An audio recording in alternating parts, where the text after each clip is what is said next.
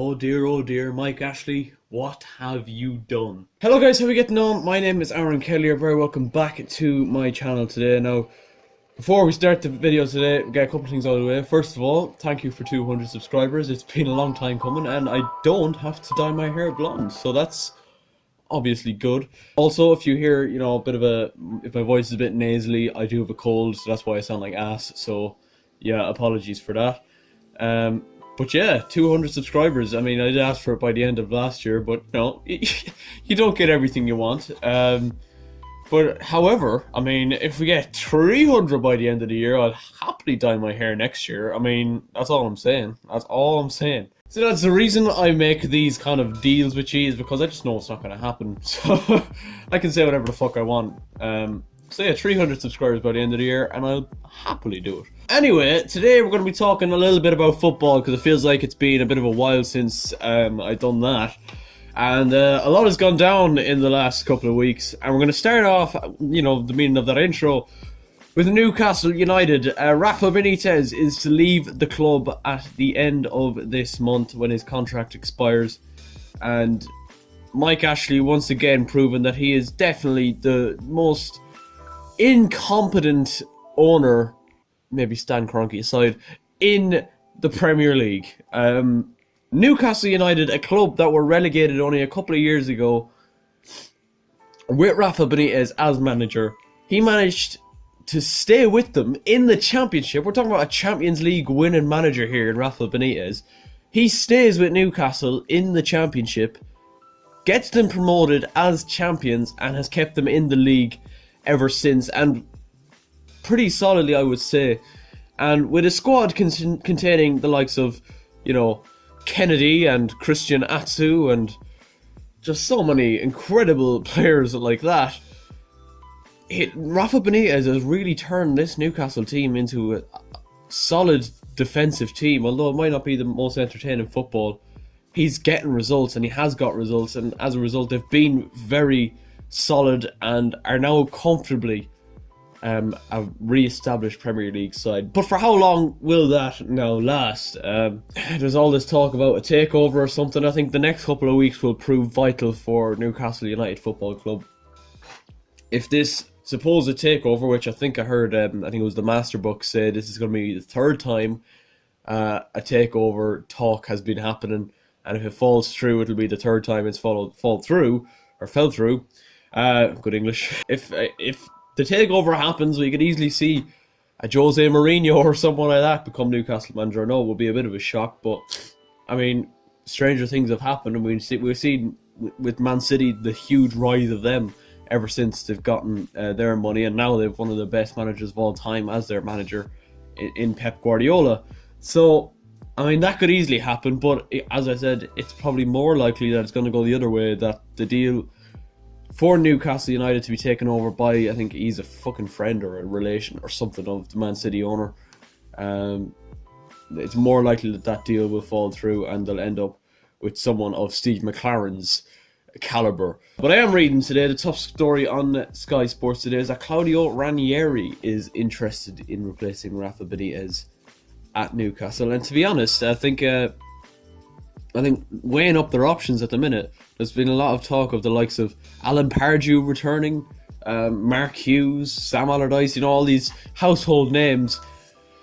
Claudio Ranieri is probably the best option for them. Also, I'm seeing here, Giovanni Van Bronckhorst has also expressed an interest in the role at Newcastle. But since winning the league with Leicester in 2015-16, Ranieri has had a tough time, hasn't he? I mean, he was Fulham manager last year, and he really badly struggled at that, and he just struggled to keep a job. He's been in 2 or 3 jobs since, leaving Leicester, and he's struggled to nail down any one of these jobs. But it's always great to see Claudio back in the Premier League, so, I mean, I'm sure if I was a Newcastle fan, I'd probably welcome that. Even as a neutral, I would welcome that. But, yeah, it's absolutely bizarre that Newcastle have failed to sign Rafa Benitez down to this deal. And I think it's fair to say he is the biggest pull factor for players to come to the club. I think there's not much else. Obviously, Newcastle United is a massive club with a fantastic fan base. But Rafa Benitez is that bit of, you know, flair, as I say, a pulling factor, a Champions League winner, a Europa League winner with Chelsea. And, you know, he was fucking Chelsea manager for about 6 months, won the Europa League with us, finished us third in the league. And to be honest, I loved him, but a lot of fans didn't for some reason. He got treated like shit, but he was treated like shit in a different way during his time at Newcastle by the board. And the fact that you refuse to give Rafa Benitez sufficient funds to go out and buy the players he wants to build a successful team, because we know he can. He's one of the fucking smartest managers, tactical wise, in football. The fact that you don't give him the money, and they gave Steve McLaren 80 million. Mike Ashley gave Steve McLaren 80 million pounds. Like, what the fuck? Like, the fact that that was allowed to happen is absolutely incredible to me, to be honest with you. And I think, to be honest, it was only a matter of time before Rafa decided to just pack it in and say, you know what, I can't do this anymore. But Newcastle and the owners, Mike Ashley, I talk about owners, you know, he could easily be two people with the fucking size of the cunt. But anyway, like, the fact that they have just gone, off you go, on you go, like, not even stressed. Like, Newcastle should be begging and clawing at fucking Benitez to stay at the club. Like, they should be literally begging them on their fucking knees for him to stay at their club. He has done an incredible job, and I'm sure Newcastle fans wish him the absolute best in the future, but he's going to move on to bigger and better things. He deserved to get out of Newcastle with the shit he was, you know, being put under, and it should be interesting to see who they bring in after him. But yeah, just said I'd get that out of the way. But absolute circus act at fucking Newcastle in a minute. Right, we're going to move on to the transfer window now, and some of the top stories. Dani Alves is leaving Paris Saint-Germain. A lot of people are debating where he will end up next. A lot of people reckon he could end up under Pep Guardiola at Manchester City, but also, obviously Man City are heavily linked with João Cancelo as well. I don't know whether or not Pep is looking for a right back that'll just slide straight into the starting 11 because Kyle Walker hasn't been up to scratch, or is he looking for someone to just compete with Kyle Walker and push him to obviously play better?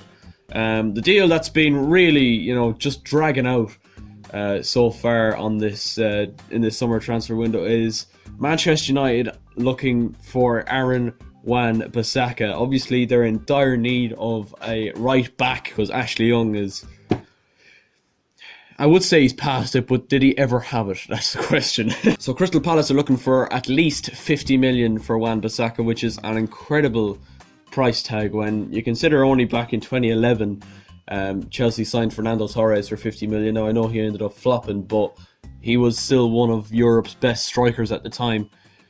And now we're looking at it only a couple of years on. You know, United are looking for a right back who I don't even think is he 20, 21? Is he 19 or 20? I think he's 19 or 20. He's 21-year-old for 50 million, who's played, really only had one good season so far under his belt. And it's incredible to see how, quick they are to say, right, we'll pay this much. But I think Crystal Palace are looking for in and around 50 or 60 million pounds, which is an incredible amount of money. They could also be losing Wilfried Zaha this summer as well. He has been heavily linked with a move to Borussia Dortmund for quite a bit of time now, so it'll be interesting to see if that deal goes through. But you know, the main kind of transfer story I want to talk about today is Harry Maguire. So Maguire has been linked with a move to Manchester City as well for 80 million pounds, which is an incredible amount of money, and Pep Guardiola seems very determined to get the deal over the line. Obviously, Man United were heavily linked with him for the majority of the summer so far, and they were talking about paying up to 60-70 million pounds for Harry Maguire, but Manchester City look like they're going to come in and swoop him under their nose. But the main reason they want to sign him is because, quite frankly, they have to. There's this rule called the Premier League homegrown rule, which means City must buy English to avoid registering a smaller squad. So if they don't have, I think they had like 3 or 4 English players last year. I think it was like Kyle Walker, John Stones, Fabian Delph, and Raheem Sterling. They were the only 4 in City's squad that were English. And Pep now has to start bringing in homegrown players, because that's just a rule that's apparently a thing. It's a numbers game. I'm reading off Sky Sports here, by the way. Under Premier League rule, every Premier League club reserve 8 spaces in their 25-man squad for homegrown players over the age of 21.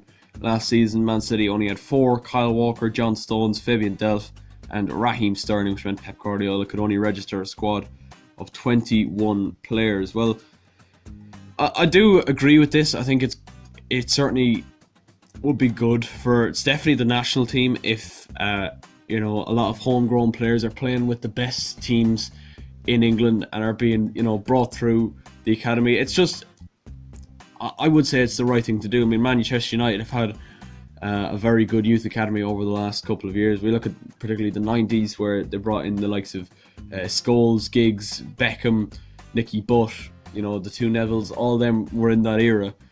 And it just feels better as, if your club manages to bring through young players, it just feels more legit and real. Do you know what I mean? I was happy when Chelsea brought through the likes of Loftus-Cheek and Callum Hudson-Odoi. I do love seeing that. Andres Christensen is another. Obviously, he's not English, but he, another one that came through the youth academy. It's just nice to see. You know what I mean? But Manchester City need to sign Harry Maguire for their own good, and I mean they've got the cash to spend on him. So I mean they'll be looking at it and saying, why the fuck not? So that's a deal I can see happening and being very, very likely indeed. Right, we're going to finish off this video, lads, by talking a little bit about my club, Chelsea, then. And it wouldn't be a summer transfer window without a little bit of drama at Stamford Bridge. Obviously, since I was talking to you last time, I was down at the Kennedy Cup. Maurizio Sarri left Chelsea and is now the Juventus manager.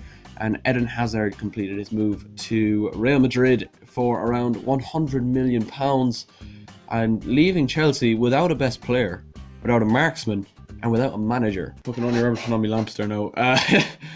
Anyway, there could be a bit of happiness and joy and all that on the horizon, with Frank Lampard being rumoured to be on his way to Chelsea in the next sort of... in the middle of recording here. What do you want? I didn't know you were recording. I thought you were out here in the gym. I was going to run out at sports when we start just going Alright. But that's not happening. So. No, it's not. Goodbye.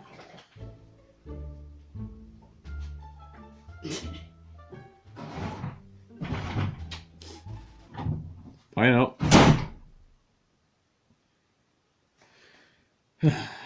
Anyway, there could be a bit of joy on the horizon with Frank Lampard rumoured to be the new Chelsea manager within the next 48 hours. So that should be an interesting one, to say the least. To be honest, at first, when I heard the Lampard rumours back a couple of months ago, I was thinking to myself, this is not a good move on either party's side, I would say, because number one, Frank doesn't have enough experience. He spent 1 year in the Championship with Derby, obviously did very well with them, got them to the playoff final, but overall just doesn't have enough experience to manage a club of Chelsea's magnitude. And obviously, with the view on managers being so harsh under Roman Abramovich, it's no surprise that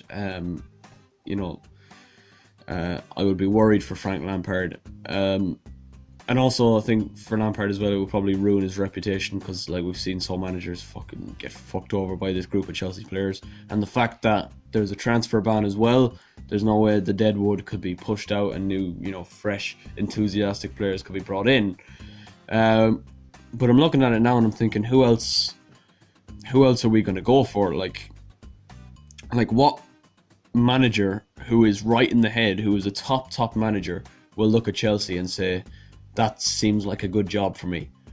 You look at it, obviously we're back in the Champions League, but we've just lost our best player. We've an owner who seems to be uninterested, and that seems to be the case for, you know, a lot of the season. And obviously the biggest push factor away from Chelsea for any manager would be the transfer ban, and obviously any manager that comes into Chelsea will want to push out, as I said, a lot of them players, the likes of Pedro, Willian, you know, these fellas who are getting on a bit now and, you know, have been struggling for form, the likes of Marcus Alonso as well. So yeah, no manager, no transfers coming in, and no star player. But Lampard, if anyone can do it, it's him. I mean, he's done so much for us in the past. He knows the club inside out.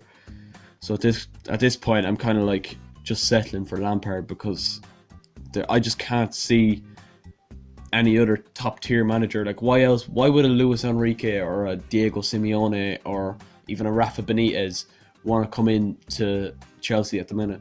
It's a little bit of a poison chalice, and as you may or may not have seen, the Premier League opening day fixtures were released recently, and Chelsea's opening game is a bastard. Chelsea will face Manchester United away at Old Trafford on the opening day of the 2019-2020 season, and I am not expecting us to win that game. We actually have a pretty tough first six. I think we've United, Liverpool, we've two of the promoted teams, Norwich, Sheffield United, and we've Leicester and Wolves, which are two fucking tough games as well. I think the Wolves game is away and the Leicester game might be at home, or vice versa, one or the other. But yeah, it's not an easy looking first six for Chelsea. But I think for Frank, if he does come in, which is looking increasingly likely that he will, it's just about getting off to the best possible start. But there's not many tougher places to go on the opening day than Old Trafford, so it'll be interesting. But yeah, I'm going to save all that predictions and all that for a Premier League predictions video, which will be out obviously closer to the start of the Premier League season. But I might keep making videos like this every couple of days, kind of updating on the transfers and whatnot. But yeah, I've enjoyed this. It's been a good video. Thank you guys so much for 200 subscribers. 300 by the end of the year? It's not going to happen. But yeah, once again, thank you guys so much for watching this video. If you did enjoy it, please do leave a like. Subscribe if you're new around here, and I will catch you later.